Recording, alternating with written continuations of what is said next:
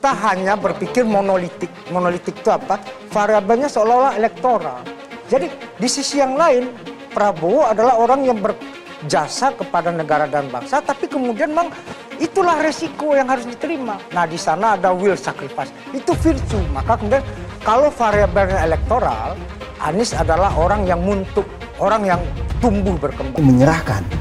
Iya, karena kami nggak ingin ada hambatan dalam diskusi mengenai bacawa pres tadi. Silakan Mas Anies, mana yang menurut Mas Anies tadi kan ada Mas Anies kan punya kriteria kan?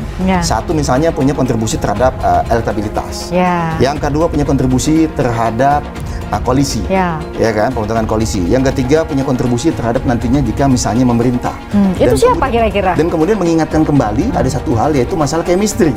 Chemistry artinya apa? Jangan sampai nanti setelah misalnya tadi diberikan mandat oleh rakyat, dipilih oleh Allah yang Maha Kuasa, ternyata kami yang memenangkan Pilpres 2024 ini, jangan sampai pada saat pemerintah nanti capres dan cawapres ini tidak ada. Menjadi simbol perubahan, dan yang ketiga adalah memiliki peluang besar untuk menang. Ya, sejak itu kami intensif membangun komunikasi kan dengan Nasdem, dengan Demokrat. Kemudian kita terlibat intensif dalam tim-tim kecil itu. Jadi kehadiran PKS sejak awal di tim kecil itu sudah menjadi sebuah penegasan sebenarnya bahwa kita ya cocok dengan figur Anies Baswedan.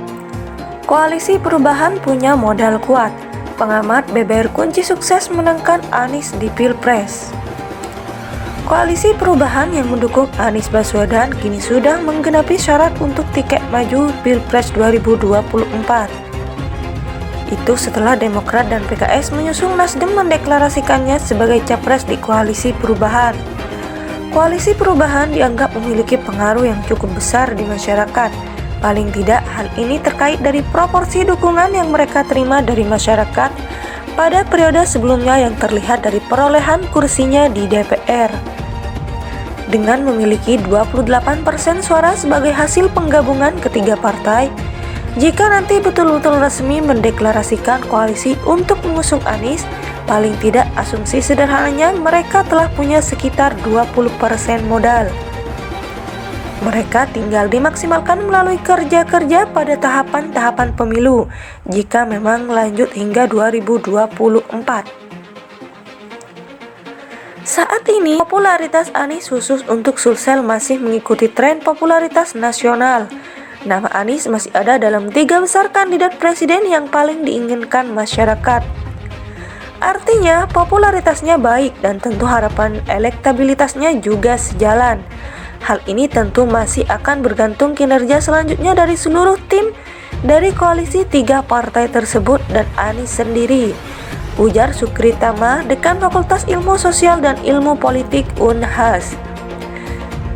Jika 3 partai ini nanti meresmikan koalisi, mereka akan punya satu modal untuk dijual kepada masyarakat melalui sosok Anies.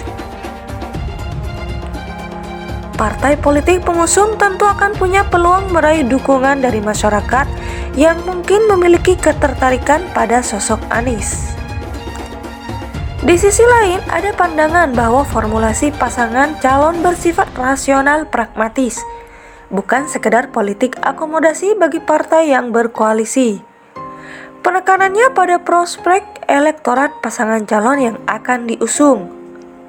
Dengan demikian, sesama partai calon koalisi tidak memaksakan kader dalam skema paslon yang diusung. Karena setelah koalisi terbentuk, tantangan selanjutnya bagi Koalisi Perubahan adalah bagaimana memenangkan Pilpres 2024.